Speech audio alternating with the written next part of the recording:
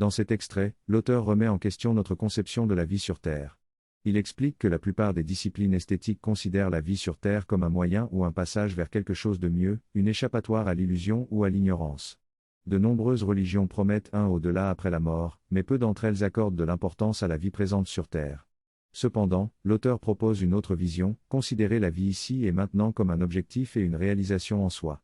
Il affirme que la Terre est un endroit à compléter et à construire, et non pas à fuir. Il compare ce processus à la construction d'une chambre d'hôtel, elle peut ne pas être encore terminée, mais il est nécessaire d'y travailler plutôt que de l'abandonner. L'auteur encourage à accepter tous les aspects de la vie, y compris nos limites et faiblesses, comme point de départ pour progresser et se développer. Il soutient que chaque élément de la vie est intrinsèquement divin et que l'évolution consiste à révéler cette divinité fondamentale en nous. L'auteur conclut en décrivant la nature et l'évolution comme le processus par lequel cette divinité est progressivement révélée et manifestée. Cette perception de la vie sur Terre nécessite un changement de perspective, mais elle invite à embrasser pleinement la vie et à participer activement à notre propre évolution. Lorsque la vie devient plus intense, consciente et nourrissante, quelque chose change progressivement. Les infusions répétées de force vitale et d'inspiration divine transforment la matière de manière lente mais significative. La différence réside dans le yoga, où notre corps est identifié à notre corps subtil, nos énergies vitales et notre esprit. En changeant notre mentalité envers notre corps, nous pouvons le maîtriser pour devenir plus conscients et pour exprimer à travers lui quelque chose de beau, tout en changeant la substance fondamentale afin qu'elle puisse manifester la beauté et la divinité. L'ensemble de nos activités est alors un moyen d'exprimer et de manifester une harmonie joyeuse et une beauté toujours plus grande. L'appréciation de la vie est une partie essentielle de ce processus, et l'univers lui-même semble avoir été créé pour notre plaisir. Cependant, il y a un problème, nous ne pouvons pas pleinement apprécier quelque chose, car chaque moment de plaisir est suivi d'une réaction opposée. La jouissance entraîne la souffrance. Il y a toujours une conséquence, une limitation à notre capacité à jouir. De plus, nous ne savons pas comment apprécier la douleur ou la souffrance, qui ne sont clairement pas faites pour être savourées. La première ligne de l'Isha d'Ananda Mahima explique que nous devons renoncer à l'attachement personnel et à l'égoïsme pour pouvoir jouir pleinement. Si nous pouvons élargir notre conscience pour participer à la jouissance divine dans sa globalité, nous trouverons l'abondance et la plénitude de l'environnement sans les contradictions de la jouissance égotique. C'est là où nous sommes censés croître. Ensuite, nous abordons la capacité de puissance, qui concerne notre enthousiasme et notre participation à la vie. Il est essentiel de cultiver cette sensibilité pour savoir quelles formes de jouissance sont bénéfiques et lesquelles sont néfastes. Toute jouissance ne mène pas au même résultat. La capacité de sensation et de puissance se trouve dans notre être vital, siège du pouvoir, de l'enthousiasme et de l'effectivité.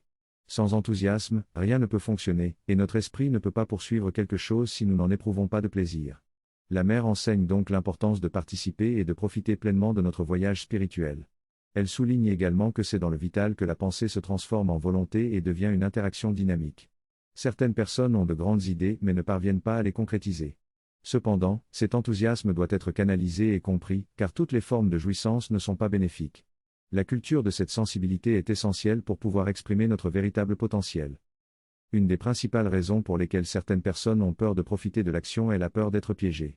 Lorsqu'ils reculent, leur vitalité devient faible et ils n'ont plus l'énergie nécessaire pour réaliser ce qu'ils veulent. Cela peut être un problème sérieux pour les personnes de type esthétique. Par contre, ceux qui se laissent entraîner par leur énergie et leurs instincts deviennent esclaves de leurs pulsions et perdent le contrôle. Le vital est également le siège des désirs, des passions et des impulsions violentes, ce qui peut causer des réactions violentes, des révoltes et des dépressions. Certaines personnes cherchent à créer des problèmes pour éprouver de l'excitation. Le remède pour contrôler le vital est de le priver de toute sensation, ce qui peut entraîner son affaiblissement et même sa mort. Les sensations sont le moyen de nourrir le vital, que ce soit par des sensations physiques, émotionnelles ou mentales. Sans sensation, le vital s'endort, devient apathique et meurt. Cependant, il est important de trouver un équilibre, car trop de sensations peuvent également être néfastes. La nature est un moyen efficace de se ressourcer en sensations, mais si cela n'est pas possible, il est recommandé de prendre un peu d'air frais et de se déconnecter du travail pour se revitaliser. Enfin, le vital a 3 sources de subsistance, les énergies physiques, la nourriture et les sensations mentales. Il est important de savoir tirer profit de ces sources pour nourrir le vital de manière équilibrée. Dans certaines traditions esthétiques en Inde, il est nécessaire de rendre les choses aussi simples et fades que possible. Cela équivaudrait probablement à des traditions similaires en Europe. Dans ces traditions, les mendicants devaient demander de maison en maison et ne pouvaient jamais demander quelque chose de spécifique. Si quelqu'un vous donnait quelque chose, vous le preniez, sinon vous n'aviez pas le choix. Tout était rassemblé pour former une pâte commune afin de neutraliser le goût et de ne pas prendre de plaisir alimentaire. Cependant, nous adoptons une approche différente en reconnaissant que nous avons accès à une énergie provenant des sensations physiques ainsi que d'autres activités telles que la nourriture et le sexe. Ces deux instincts, bien qu'ils soient ancrés dans des instincts de survie, procurent également une certaine sensation de plaisir et d'excitation. Il existe donc une place pour ces choses. Ensuite, il y a une autre source de subsistance qui se situe au niveau de l'écriture. Lorsque notre vitalité s'élargit et s'ouvre à des forces vitales universelles, nous pouvons revendiquer cette source d'énergie. Cela se fait instinctivement pendant le sommeil, lorsque le corps subtil se sépare du corps physique et que le corps vital s'ouvre et absorbe l'énergie vitale universelle de l'environnement. Cependant, il peut également absorber des influences négatives de l'environnement, ce qui peut affecter nos rêves et notre état d'énergie au réveil. Il est donc utile de purifier l'espace avant de dormir ou de se connecter consciemment à des vibrations plus élevées en élevant notre état de conscience. Imaginer des pensées et des scènes positives et inspirantes avant de dormir peut également être bénéfique pour nourrir notre vitalité. Il est possible de puiser dans cette énergie vitale même en étant éveillé, en développant la capacité de le faire à travers le pranayama, qui est la pratique du contrôle de la respiration. Le fait de pratiquer des asanas pour renforcer le corps et le rendre capable de contenir plus d'énergie est également important, car si le corps ne peut pas la contenir, elle peut perturber les nerfs et créer des problèmes émotionnels. Il est donc essentiel de former une fondation solide à travers les asanas avant de s'engager dans le pranayama et d'absorber cette énergie vitale. Cela peut nous permettre de développer une capacité similaire à celle de personnes comme Narendra Modi, qui peut rencontrer de nombreuses personnes tout au long de la journée tout en conservant une énergie élevée et une stabilité émotionnelle. Finalement, cela peut contribuer à notre bien-être général et à notre épanouissement.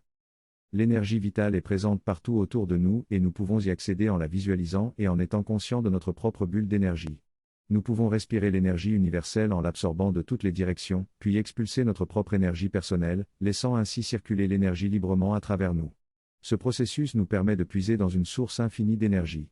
De plus, en nous connectant à la nature, en particulier en étant en contact avec les arbres, nous pouvons accéder à une énergie très proche du physique, bénéfique pour la régénération des nerfs. Enfin, il existe également une troisième source d'énergie vitale, qui vient d'en haut, par l'infusion et l'absorption de forces spirituelles. Cependant, cette source est généralement accessible seulement lorsque nous aspirons à progresser et sommes prêts à nous dépasser. Elle se manifeste par une descente spéciale de forces énergétiques fraîches et inspirantes. Dans ce texte, l'auteur parle de différentes sources d'énergie auxquelles nous pouvons nous connecter. Il évoque tout d'abord la force vitale universelle, qui nous entoure et que nous pouvons puiser consciemment lorsque nous en avons besoin. Cependant, il mentionne que cette énergie est moins nourrissante pour les parties supérieures de notre esprit que l'énergie spirituelle qui provient d'une source plus élevée. Il décrit également comment nous pouvons parfois puiser de l'énergie des autres personnes, mais cela peut entraîner des tourments et des malheurs. L'auteur souligne l'importance de se rendre compte des énergies qui nous entourent, surtout lorsque nous sommes en groupe, car cela peut affecter nos pensées et nos émotions. Il donne l'exemple de la psychologie des foules où une énergie commune peut influencer le comportement et les émotions d'un groupe. L'auteur partage également une expérience personnelle d'un orateur politique qui a réalisé l'impact de l'énergie de la foule sur lui-même et a commencé à remettre en question son but dans la vie. Finalement, l'auteur explique que certains individus développent la capacité de manipuler et de contrôler ces énergies, mais cela nécessite une prise de conscience et une réflexion sur notre propre chemin de vie. Ce texte explique comment notre individualité peut se fondre dans la conscience collective d'un groupe, que ce soit dans une foule ou dans des relations plus intimes, telles que les couples. L'auteur souligne que lorsque nous nous engageons avec une autre personne, il y a un échange d'énergie qui peut être bénéfique mais aussi néfaste si nous ne sommes pas conscients de ce qui se passe. Il explique que lorsque nous sommes trop immergés dans une énergie externe, nous pouvons nous sentir étouffés et submergés. Cependant, si nous sommes conscients de cette dynamique énergétique, nous pouvons choisir de l'accepter ou de la refuser, et même de la modifier.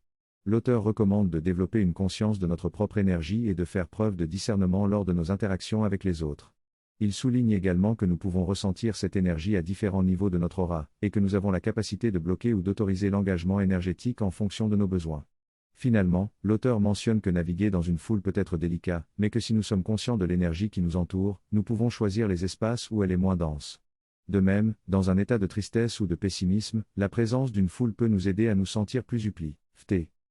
Cette synthèse explique que nous entrons dans un espace spirituel lorsque nous ressentons une présence qui nous met sous pression, généralement venue d'en haut. Dans cet espace, nous pouvons filtrer les sensations et ne laisser que ce qui est positif. Les sensations sont des instruments précieux de connaissance et d'éducation, mais il est important de les utiliser avec discernement et sagesse, et non pas seulement pour chercher le plaisir et la satisfaction de soi. Pour cela, il faut développer le pouvoir de discerner la qualité, l'origine et les effets des vibrations vitales afin de savoir si elles sont favorables ou non.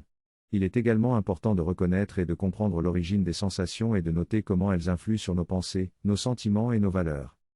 Il est important d'avoir un espace dédié aux activités spirituelles dans notre maison, car cela permet de préserver une charge énergétique positive. Certaines traditions occultes attribuent même une énergie spirituelle aux objets. Il est possible de transférer de l'énergie dans un objet ou d'en extraire. Notre corps lui-même peut être chargé d'énergie, et il peut contenir toutes les gammes de conscience. Il est donc essentiel de remplir notre corps d'énergie positive et de pensée pure. Cela aura un impact sur notre destinée et nos circonstances. Le choix de nos fréquentations a également un effet sur notre vitalité et notre santé. Par exemple, si nous fréquentons des personnes pessimistes, nous serons influencés par leur pessimisme. De même, si nous fréquentons des personnes en surpoids, nous aurons tendance à prendre du poids, car notre énergie et notre confort physique sont en relation. Ainsi, il est essentiel de choisir nos amis avec sagesse et de veiller à notre état d'énergie pour contribuer à notre vrai progrès. En résumé, le texte explique que l'énergie vitale est la source de motivation et d'enthousiasme dans la vie. L'auteur affirme que la gestion consciente des sensations et des énergies que nous assimilons est essentielle pour nourrir notre corps vital et notre esprit. Il souligne l'importance de cultiver des énergies raffinées, subtiles et élégantes afin de surmonter la violence et la brutalité qui sont des formes de crudité et d'ignorance. Le texte met en avant le pouvoir de la vitalité et comment celle-ci peut influencer les circonstances de manière visible ou invisible. Il explique que le pouvoir statique, celui qui est invisible mais ressenti, peut avoir une influence plus large que le pouvoir dynamique. Enfin, l'auteur discute du lien entre l'énergie mentale et l'énergie vitale, soulignant qu'une concentration excessive sur l'énergie mentale peut entraîner une fatigue mentale et une tension entre l'esprit et le corps. Il suggère de transmuter les énergies vitales afin de transformer le désamour pour certaines activités en plaisir et en enthousiasme.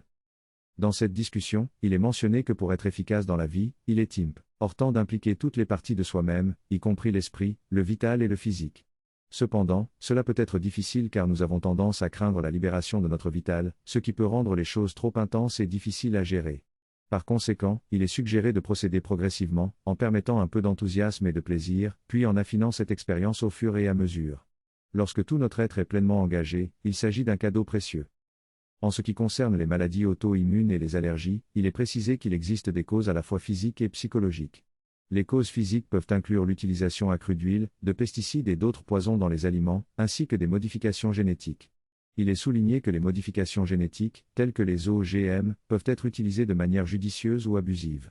Beaucoup de modifications génétiques actuelles sont faites avec des objectifs à court terme qui peuvent nuire à la qualité du fruit ou du légume en question. De plus, l'introduction d'un gène étranger dans un organisme peut déclencher une réaction immunitaire indésirable. Cependant, il est noté que la cause psychologique est également importante. Les maladies auto-immunes sont souvent liées à des sentiments de rejet de soi ou de haine envers certaines parties de soi-même. Par exemple, si l'on déteste le fait d'être facilement irrité ou de ne pas pouvoir faire ce que l'on veut, ces émotions négatives peuvent s'accumuler dans le corps énergétique et finalement se manifester sous forme de maladies physiques. Ainsi, toutes les maladies trouvent leur origine dans la cause psychologique, même si parfois il peut y avoir une influence externe. La capacité du corps à se défendre contre les invasions extérieures dépend également de l'état énergétique interne. En conclusion, il est important d'impliquer toutes les parties de soi-même dans nos actions pour être efficaces. Les maladies auto-immunes et les allergies ont à la fois des causes physiques, toxines, modifications génétiques, et psychologiques, rejet de soi, sentiments négatifs. Il est donc essentiel de travailler sur les deux aspects pour trouver un équilibre et une guérison. La forme de la haine de soi peut se manifester de différentes manières, et cela dépend du niveau auquel elle se manifeste. Elle peut être liée à un processus biologique et devenir une réaction envers soi-même. Pour corriger cela au niveau psychologique, il faut commencer par s'accepter soi-même, l'esprit, les émotions, le corps, les habitudes, la nature, le caractère. Ensuite, il faut lui donner de l'amour et de la compassion, car notre corps et notre personnalité sont des cadeaux précieux qui nous permettent de nous exprimer et d'avoir de nombreuses capacités et talents. Les habitudes et les traits de caractère peuvent être hérités, acquis de l'environnement ou du passé, mais nous devons les accepter, les embrasser et les aimer. Ensuite, avec cette compassion et cet amour, nous pouvons commencer à travailler sur nous-mêmes. La correction consiste à accepter et à absorber sans rejet révolutionnaire de tout ce qui est en nous. Les symptômes peuvent ne pas disparaître instantanément car les habitudes sont ancrées dans la biologie, mais leur intensité diminuera. Un exemple intéressant est celui d'un jeune garçon qui développait une maladie auto-immune à l'âge de 8 ans. Lorsqu'il avait des tensions avec ses parents, les symptômes s'aggravaient car il attirait ainsi l'attention et l'affection qui lui manquaient. Lorsque cette dynamique lui a été expliquée, il a compris et les symptômes ont commencé à diminuer. Cependant, parfois, il peut y avoir une crainte de perdre son importance personnelle si les symptômes disparaissent. Parfois, nous appelons ces symptômes en arrière car ils nous donnent une certaine attention. Il est important de considérer notre valeur unique en tant qu'individu et de ne pas dépendre de l'attention des autres pour notre estime de soi. D'un point de vue spirituel, puiser de l'énergie d'en haut est le meilleur moyen pour se nourrir et s'élever. Si nous manquons d'énergie à un niveau physique, nous pouvons corriger cela par l'alimentation ou en puisant dans la vitalité universelle. Mais si nous travaillons avec d'autres personnes, nous devrons également apprendre à se connecter horizontalement avec les énergies des autres et des situations. Lorsque nous sommes connectés à l'énergie de paix en nous, il devient plus facile et plus puissant de canaliser l'énergie vitale et de l'influencer positivement. La paix est toujours la fondation, et nous devons la développer en nous-mêmes avant de pouvoir agir efficacement sur les autres et les situations qui nous entourent. Lorsqu'il a entendu cela, il a dit qu'il avait suffisamment de nourriture à offrir, car ils utilisent des cultures hybrides aux Philippines et en Inde. Cependant, ces cultures hybrides ont des gènes de suicide qui empêchent les agriculteurs de replanter les graines, les poussant ainsi à devenir dépendants des entreprises qui les fournissent. Ce processus de transfert horizontal de gènes est dangereux et il faut y mettre un terme. Malheureusement, il est peut-être déjà trop tard pour inverser les dégâts causés par ces cultures hybrides. La discussion souligne également que l'humanité, bien qu'étant technologiquement avancée, a toujours des instincts animaux. Il est crucial de cultiver nos valeurs et de chercher à nous élever au-dessus de nos comportements instinctifs pour devenir plus humains. L'effort de cultivation de soi est essentiel pour atteindre une véritable liberté intérieure et une évolution personnelle. La croissance et le plaisir sont étroitement liés, et toute expérience qui ne nous fait pas grandir devient rapidement ennuyeuse. Les expériences nouvelles apportent un potentiel de croissance, mais une fois qu'il n'y a plus rien à apprendre, elles deviennent fades.